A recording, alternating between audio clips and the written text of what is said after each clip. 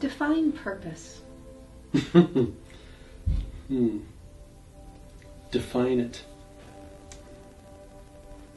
Whose purpose?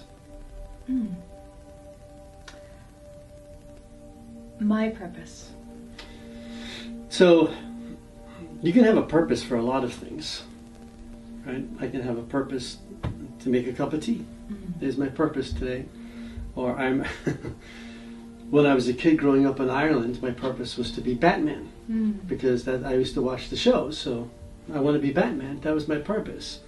I got into martial arts, and then I watched Bruce Lee. My purpose was, I want to be Bruce Lee. So there are all kinds of purposes you can have, from very simple to making a cup of tea or going for a walk. But when it comes to what is my purpose in life, anytime that you try to put an idea on that, it's going to change on you anyway, because your idea of what you want to do is constantly changing. So you really don't have a purpose in life as the bigger picture purpose. Anything you do is just what you do. But people like to say they have it, like, I found my purpose, right? All they really mean is they found something they like to do, right? I like to do this, and it feels good to them, so they feel like it's a purpose. Or you hear people saying, I have a calling, I got a calling.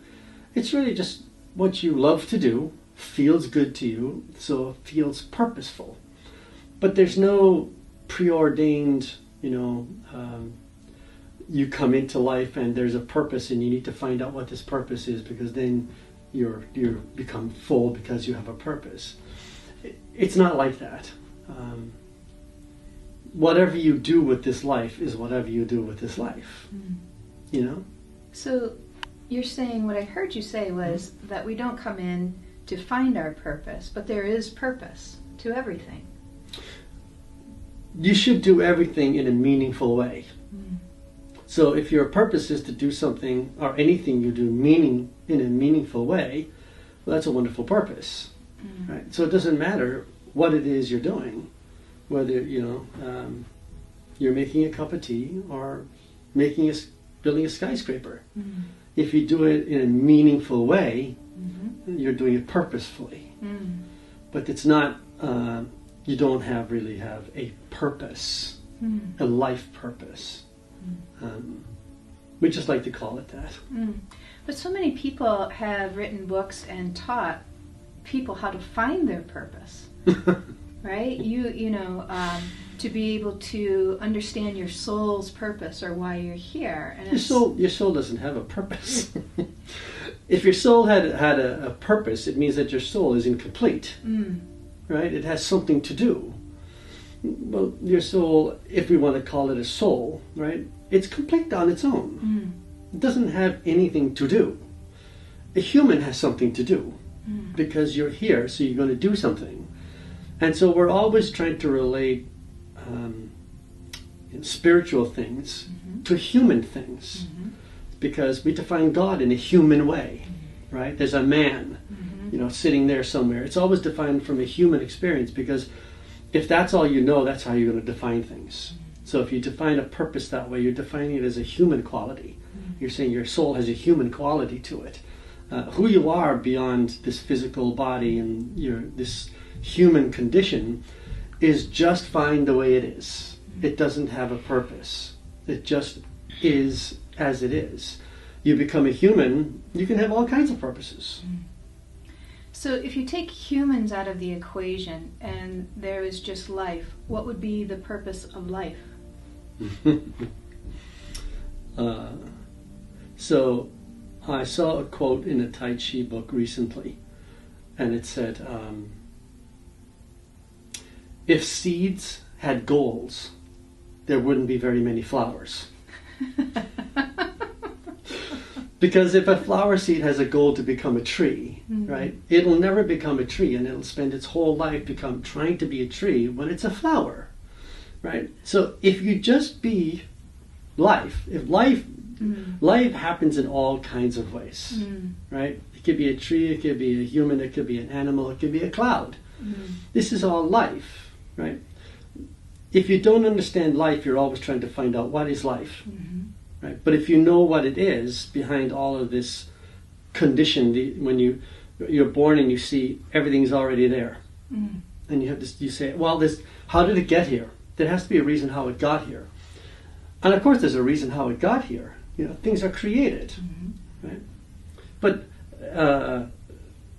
life itself has nothing to do with that. Life just is. Life just is. And it springs into a flower or a tree or you. And how wonderful it is to be you. Because now you get to do so many things with this. You know, just the other day I was thinking about this, how lucky we are that we're able to experience the world the way we can. Imagine if you were not able to feel anything. You put your hand on something, you can't feel it. You have no sensation. That would be terrible, right? Ask a blind person what that's like. They can't see anymore. Or a deaf person, they can't hear. We're so lucky that we have these senses as a human being to be able to experience the world. But then we try to put that human condition on the soul, our life as well. That has nothing to do with this. So, I want to back up for just a moment. I heard you say we use our senses to experience the world outside of us, but my understanding is actually the world is inside of us. Yes. That we can't really experience anything out there, that everything we experience is on the inside. So, what is the purpose of our senses giving us information that everything is outside of us? What would the purpose of that be? Why we have our senses? Yes. Well, as a human being, you need to have some senses to be able to operate in the world. To navigate in the world. To navigate, yes. Right? You have to be able to get around the world. If you didn't have the five senses, how would you be able to get around? Right? So, you know, when you touch somebody, right, you think you're touching them. What you're experiencing is the feeling in your own fingers. Not them. Okay. You're not experiencing this. You're experiencing the feeling in your own fingers. So all the experience is happening here. So your senses allow you to experience internally what the outside world is. But you're never, you know, when you touch something, actually in physics, when you break it way down, when they look at things under big microscopes, nothing ever touches anything. There's always space between it, right? There's energy between it anyway. So it's never really touching. So what you're sensing is energy anyway. And because you're able to sense it yourself, you're feeling the experience inside. What you see is experienced in here. What you hear is experienced in here. What you taste is experienced. It's all experienced in here. So the outside world is always experienced inside of you. But you would not be able to do that unless you had these senses as a human. Okay, so here's the big question. What is the purpose of God? I've never met God, so I have no idea. So are you saying there is no God? Somebody asked me this a long time ago, and they asked me, you know, do you believe in God? I said, if all I can rely on is my own experience. I've never experienced anything like any God that anyone has explained in a religious sense of a God. I've never experienced anything like that in my life. I think a lot of people will have a wonderful experience, and based on their upbringing, based on their traditions, their culture, their language, their beliefs, they'll attribute that wonderful feeling to something. And a lot of times it gets attributed to a God. They say, oh, this was a wonderful experience. God did this. Well, for someone else, it might be just a wonderful experience they had nothing to do with God, it was just a wonderful experience. So what you attribute your experience to is completely up to you. Because, believe it or not, I ran into a person who when 9/11 happened and the towers came down, and I went, you know, I happened to go in to visit this guy, and he is a religious man. And I said, isn't that awful? These towers came down. He said, well, they all deserve to die anyway. I said, oh, what? They all deserve to die. I said, who said? God. So we attributed so wonderful things and awful things to God, right? And whenever I ask anyone to explain God, what God is, they can't. They can't. Oh, it's a wonderful feeling I have, but that's your feeling. It's a feeling you're having, right? And I can attribute it to Buddha or Jesus or Krishna or whoever, right? I can say those words, but what does that really mean? You know, I had a wonderful experience. Oh, it was because of you, you know? But all you're doing is having the experience here. And you can attribute it to anything you want to. But I've never met any God that anyone is talking about. So my next question might seem a little odd, but for people who believe there is no purpose to life, people who go through their experiences and they see war and natural disasters and would argue quite strongly that there is no purpose to life, that we're all just here, it's completely random, we're just here to, you know, rise and then fall and move back into that which we came from. What would you say to those people who have no purpose? There's nothing purposeful about this life. What might you say to them? If you're not enjoying the experience as a human being on this planet, that's sad. That's a sad thing. I think people get depressed because they look around the world and they see all the wars and everything. And it's interesting because the wars and killing and all this stuff has been going on for centuries. We're just a lot more aware of it now because we have Facebook. Yes. Right? And CNN and all this stuff. Well, back before the internet and TV and everything, you didn't hear about the people that were dying somewhere else in another country because you just didn't know. Now you know it. But there was so much killing and dying, a lot more back then than there is today. But because you know about all of it today around the world, it feels like it's much more. But back in the Roman days, Egyptian days, there was a lot of killing, a lot of dying, a lot of massacres, violence. The problem is that, people want to see the world as a wonderful, beautiful place. As everything is just, it's supposed to be this beautiful world. There's always going to be this dichotomy in the world, because this world is a world of opposites, right? There's up and down, in and out. A plate doesn't exist unless there's two sides to it, right? Otherwise there's no plate, okay? So there's always the opposite. It won't stay together unless there's the opposite. The problem is that we're unwilling to accept the parts that we call negative. We're unwilling to accept it. You have a choice. As a human being, you have a choice to live in the world joyfully, in peace, lovingly, kind. You have that choice. Or you can look at the world as a horrible place and choose to live it that way. That's completely up to you.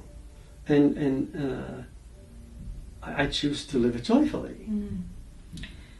So that's kind of a mindful living exercise, being able to live with whatever is joyful and also whatever is not joyful, right? Yes. So being able to be present with whatever is unfolding. Right. And not seeing it just as one side of the plate or the other, but understanding that there are... Yeah, it shouldn't be seen as good or bad. It's just that's what is happening. If you put a good and bad on it, well, when the good thing happens, you're up here. The bad thing happens, you're down there. You're like on a roller coaster. You're going up and down with whatever's happening during the day. Someone cuts me off in traffic, I'm down here. Someone gives me a nice present, I'm up here. If you just take everything as that, this is just it. This is life, and go through it. As I tell my Tai Chi students, you develop a quality here. And so however this quality is, hold the quality the way you want it. Now it doesn't matter what comes at you. You just keep this quality as it is. Something good, something bad, whatever you want to interpret as. This quality is okay, then it doesn't matter. You know, whether it's you get sick, you get an illness, you get into a car crash, whatever happens, once this quality is all right, you just go to the next step. That's great. Because karma is is just action. We're the ones that put the idea that it's good or bad. And it depends on your perspective, right? If there's a home over there that I want to buy, my dream home, Somebody comes along, somebody else buys it. Good karma for me or bad karma for me? Good karma for them, bad karma for them. It's just our perspective. So that's like when I was watching National Geographic and loved the cheetah. What an amazing, beautiful creature. And had a wonderful experience in watching this cheetah. But when it went to kill, and that was a completely, horrific experience for me. How could that be happening? But what I hear you saying is everything that is, which is life, that's everything, right? It is what it is. The animal has a very limited experience on this planet, right? We have such more opportunity as a human being to experience it in a much more wonderful way. The cheetah's life is a very limited experience, right? This is what the cheetah does. This is what the cheetah, how he lives. But as a human, you have so many other choices. Yes. To do so many other things. How lucky are we? Very lucky. Very lucky.